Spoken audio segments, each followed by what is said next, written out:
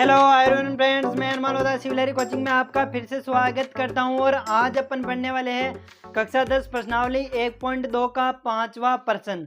तो इससे पहले अपन ने इसका पहला, दूसरा, तीसरा और चौथा क्वेश्चन कर चुके हैं।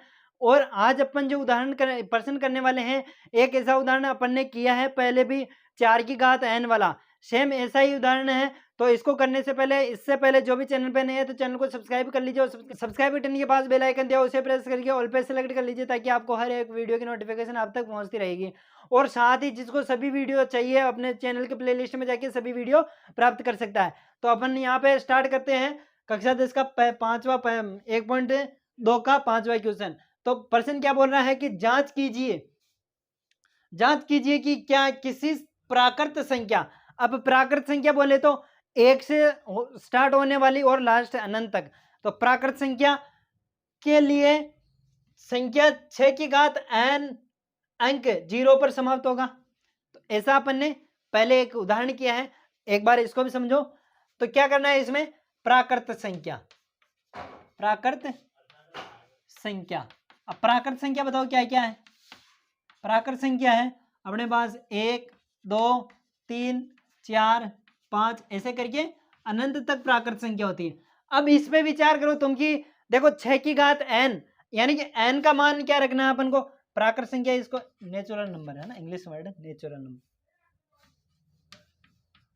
ठीक है। अब देखो 6 की घात n 1 रखो, तो 6 की घात 1 किया मैंने तो क्या 0 पर समाप्त हुआ। 6 की घात 2 किया तो 6 36, 6 की घात 3 किया तो 216। तो ऐसे अपन 6 की घात 4 ऐसे करेंगे ना।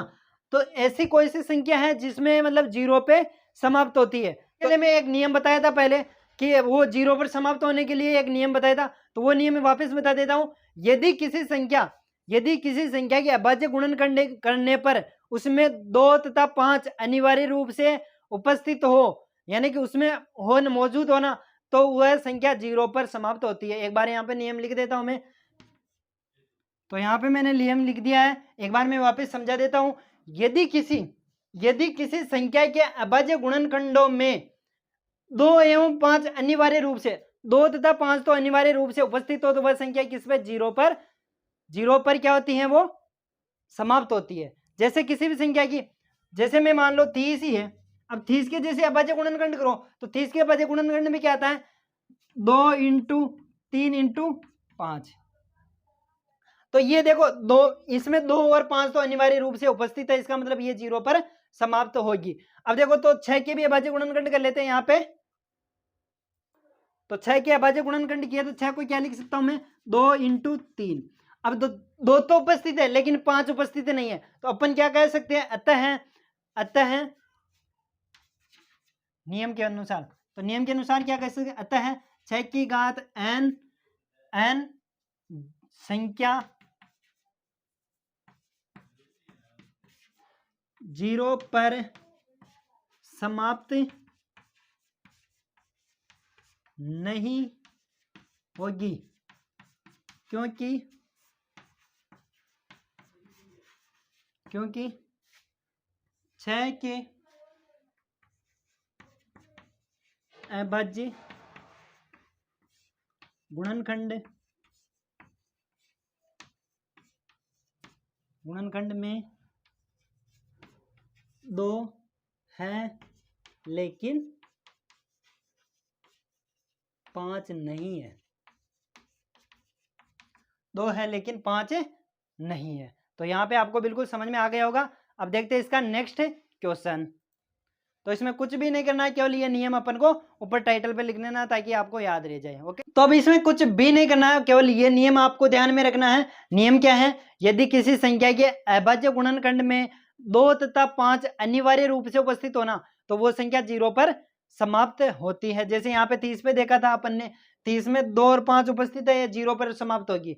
जैसे अपन देखते हैं, अब देखो 2 और 5, अब 30 की कोई भी घात कर दो, 30 की 2 घात करो तो 3 रहेगा 900, तो भी 0 पर समाप्त हो रहा है।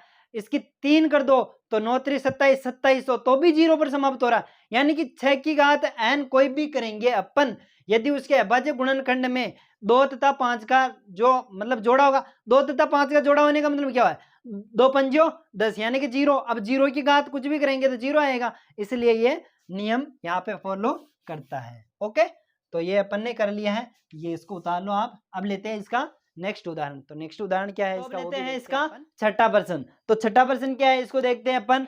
तो छठा प्रश्न को एक बार पढ़ते हैं, बहुत ही आसान है, ठीक है, इसमें कोई दिक्कत वाली बात नहीं है। छठा प्रश्न है, व्याख्या कीजिए कि 7 इंटू 11 इंटू 13 प्लस 13 और 7 into 6 into 5 into 4 into 3 into 2 plus 5 भाज्य संख्या क्यों है।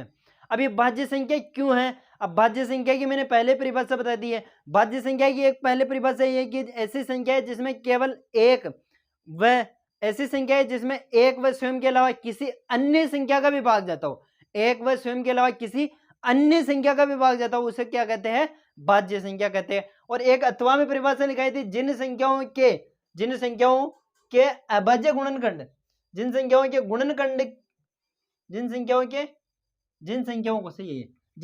को गुणनखंड के रूप में लिखा जा सकता, जिन संख्याओं को गुणनखंड के रूप में लिखा जा सकता उन्हें कौन सी संख्याएं कहते हैं, भाज्य संख्याएं। जैसे देखो यहाँ पे, जैसे यहाँ पे 10 है, अब 10 को मैं क्या गुणनखंड के रूप में लिख सकता हूं, तो लिख सकता हूं 2 इंटू 5, तो ये भाज्य संख्या है, भाज्य संख्या ना। जिस संख्याओं को गुणनखंडों के रूप में लिखा जा सके उन संख्याओं को क्या कहते हैं, भाज्य संख्या कहते हैं। ये चीज बहुत ही मोस्ट है, इसको स्टार लगाइए आप, उतारना, ये बहुत ही मोस्ट है ना।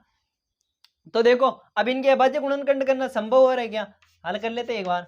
तो हल किया तो पहली तो है 7 इंटू 11 इंटू 13 इंटू 13 प्लस 13। अब देखो इन दोनों में से पहले क्या कॉमन आ रहा है, 13 कॉमन आ रहा है, तो मैंने 13 कॉमन ले लिया। ये क्या बच गया 17 इंटू 11 प्लस 1, ठीक है। 13 इंटू 7 इंटू 11, 17 नहीं 11 है ना, 7 इंटू 11 कितना हो गया 77, 11 7 है 77 प्लस 1, ठीक है। तो 13 इंटू 77 1 78, तो ये गुणनखंड के रूप में है, अतः अपन क्या कह सकते हैं, ये एक भाज्य संख्या है, ठीक है। अब इसका सेकंड भी देखते हैं। तो सेकंड है 7 into 6 into 5 into 4 into 3 into 2 plus 5, ठीक है। अब इन दोनों में से 5 कॉमन आ रहा है, मैं 5 को बाहर ले लेता हूं, ठीक है। अंदर क्या बचा 7 इंटू 6 इंटू 4 इंटू 3 इंटू 5 तो ले लिया ना बाहर, और इंटू 2 प्लस 1, तो इनको गुणा करो। तो 7 छंग 42 और 42 को 4 से गुणा करो, तो 42 को 4 से गुणा किया तो ये हो गया 4 दूनी 8 और 4 चौक 16, 168। और अब 3 से गुणा करो, तो 3 से गुणा किया 8 3 24, 8 3 24 हासिल का 2, 6 6 3 18 2 20 हासिल का 2, 3 और 2 5। अब 2 से गुणा करो 500 तो 800, 1008 हो गए, 1008 प्लस 1, ठीक है। इनको जोड़ एक बार तुम भी गुणा करके देख लेना, ठीक है। तो 1008 और 1 कितना हो गया 1009, तो इनको भी गुणनखंड के रूप में लिखा जा रहा है यहाँ पे। तो मतलब अपन क्या कह सकते हैं, ये दोनों क्या है, भाज्य संख्याएं हैं। तो अपन क्या कह सकते हैं, अतः ये दोनों भाज्य संख्याएं हैं। कारण देखिए इसने क्यों पूछा है, तो क्योंकि इन्हें गुणनखंड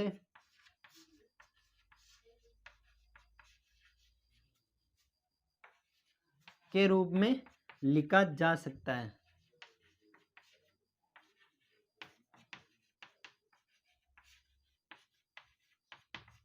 ठीक है। क्योंकि इन्हें गुणनखंड के रूप में लिखा जा सकता है, तो एनी प्रॉब्लम, कुछ भी प्रॉब्लम नहीं होगी। केवल क्या करना है इसमें, बस इसके गुणनखंड, भाज्य संख्या कहने का मतलब जिन्हें गुणनखंड के रूप में लिखा जा सकता है उन्हें कौन सी संख्या कहते हैं, भाज्य संख्याएं।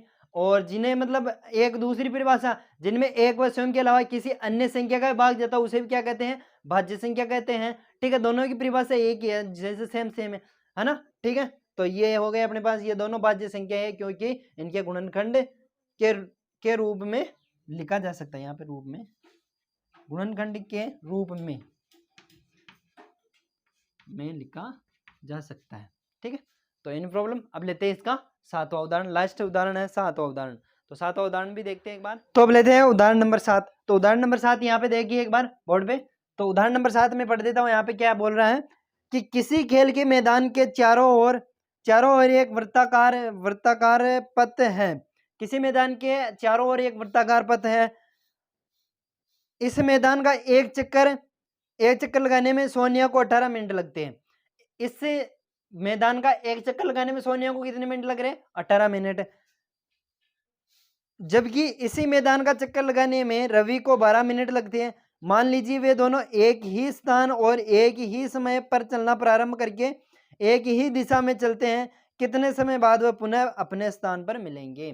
तो इसमें निकालना क्या है अपन को, एचसीएफ निकालना है। क्या निकालना है, एलसीएम निकालना है, सॉरी एलसीएम निकालना है कि कितने समय बाद मिलेंगे वो। ठीक है, तो कितने समय बाद मिलेंगे तो वो देखते हैं अपन क्या है। तो सोनिया को एक चक्कर लगाने में कितना समय लगा। सोनिया को यहाँ पे लिखा हुआ है, इसका हल ले रहे हैं अपन, हल नंबर 7 है ना। सोनिया को एक चक्कर लगाने में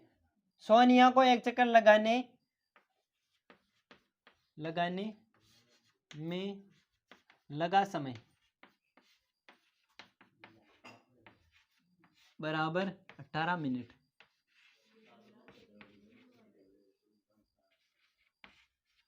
यहाँ पे देखिए सोनिया को एक चक्कर लगाने में कितना समय लग रहा है, 18 मिनट। जबकि रवि को कितना समय लग रहा है, रवि को एक चक्कर में लगा समय, एक चक्कर में लगा समय। तो रवि को कितने मिनट लगे, 12 मिनट लगे। रवि को कितने मिनट लगे, 12 मिनट लगे। तो अब ये पूछ क्या रहा है कि वे दोनों पुनः कितने समय बाद अपने एक ही स्थान पर मिलेंगे। जैसे मानो कि यहाँ पे दोनों ने एक ऐसे कोई वृत्ताकार पथ है। अब वृत्ताकार पथ है, जैसे यहाँ पे ये मूल बिंदु है। ठीक है, यहाँ पे मूल बिंदु है। तो सोनिया ने यहाँ से प्रारंभ किया चालू करना, तो यहाँ से अपना प्रारंभ स्थान दोनों का एक ही है और दोनों एक ही दिशा में चल रहे हैं। दोनों एक ही दिशा में चल रहे हैं। ये तो सोनिया है और ये रवि है।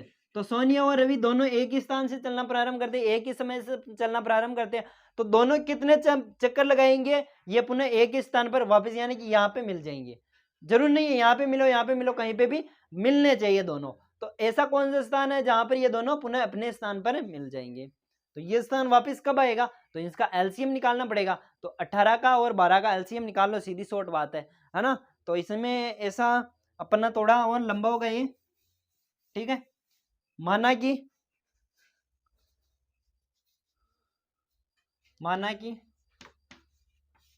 क्योंकि देखो कितना समय बाद मिलेंगे वो कैसे पता चलेगा। इन दोनों का एग्जैक्टली मतलब पूरा चक्कर लगाने में एग्जैक्टली पूरा टाइम समय दोनों का तो सेम ही होगा, है ना। दोनों मिलेंगे जब समय तो एक ही होगा। तो देखो माना कि सोनिया द्वारा लगाए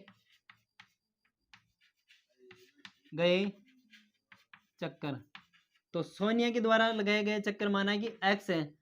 तो रवि के द्वारा भी मान लेते हैं, तो रवि के द्वारा लगाए गए चक्कर y है। ठीक है, तो x और y दोनों के चक्कर है। तो देखो अब देखो दोनों को, जैसे इसका समय, तो दोनों को कुल कितना समय लगा। जैसे रवि को कितना, एक चक्कर लगाने में 18 मिनट लग रहे हैं। तो मानो कि रवि ने x चक्कर लगाए, तो कुल समय कितना लगा उसको, 18x, सॉरी सोनिया को 18 मिनट लगे। तो सोनिया को कुल समय कितना लगा, 18x, और रवि को कितना समय लगा, 12y, क्योंकि चक्कर को समय से गुणा कर देंगे। जैसे तुम भी मानो, मैं कहता हूं यहाँ पे कि मुझे इसका एक चक्कर पूरा करने में 12 मिनट लगते हैं, एक चक्कर पूरा करने में 12 मिनट लगते हैं। तो मैंने 2 चक्कर किए, तो बताओ कितने समय तक मैंने चक्कर की, क्योंकि एक चक्कर पूरा करने में 12 मिनट लगे तो दूसरे में भी 12 ही लगे, तो दोनों में मिला के कितने 24 मिनट लगे। ठीक है, तो ऐसे दोनों का समय तो एग्जैक्टली सही होगा, बिल्कुल राइट होगा, मतलब दोनों का समय सेम होगा।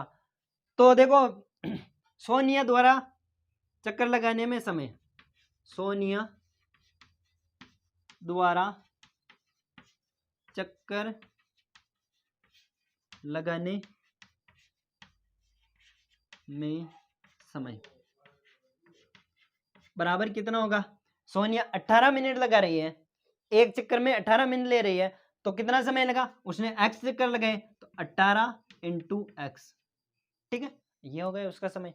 और रवि द्वारा कितना समय तक चक्कर लगाए गए, तो इसके द्वारा हो गए 12 वाई, इसने वाई चक्कर लगाए। अब देखो दोनों एक ही स्थान पर इस समय पे वापस मिले, तो दोनों इसी स्थान पर वापस मिले, मतलब इनका एलसीएम लेना पड़ेगा अपन को, तो 12 का 18 का एलसीएम ले लेते।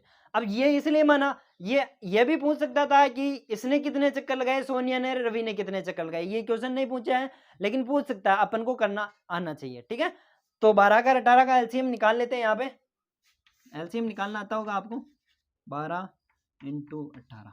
ठीक है, सॉरी 12 और 18 का एलसीएम निकालना, तो 12 का 18 का एलसीएम क्या होगा, 2 का भाग दिया, 2 का जा रहा है तो 9 और 6, फिर 2 का दिया तो 9 तो ऐसे कैसे ही, और ये 3, फिर 3 का दिया तो 3 और 1, फिर 3 का दिया, 3 एकदम।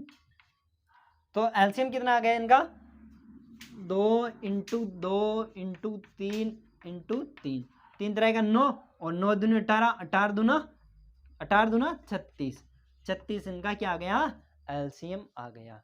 तो अपन क्या कह सकते हैं, अपन कह सकते हैं अतः 12 18 व 12 का एलसीएम बराबर 36। ठीक है, तो अतः अपन कह सकते हैं ये तो क्या हो गए, उनको एक स्थान में मिलने में ये समय लगेगा, है ना। अब देखो जैसे उसने कितने, सोनिया ने, बता सकते हो कितने चक्कर लगाए, दोनों का समय सेम है, 18 मिनट लगे पूरा सभी चक्कर लगाने में, तो 18 में मतलब 36 का भाग 18 में, 36 का भाग 36 में 18 का भाग दिया, 18 दूना 36, तो सोनिया ने 2 चक्कर लगाए, जबकि रवि ने कितने लगाए, 18 दूना 36, सोनिया ने 2 चक्कर लगाए, और 12 12 दिया 36, तो 3 चक्कर रवि ने लगाए। उसने समय कम हुआ तो चक्कर ज्यादा हो गए, है ना। ठीक है, तो क्या लिख सकते हैं, अतः है वे दोनों पुनः 36 मिनट बाद एक ही स्थान पर मिलेंगे।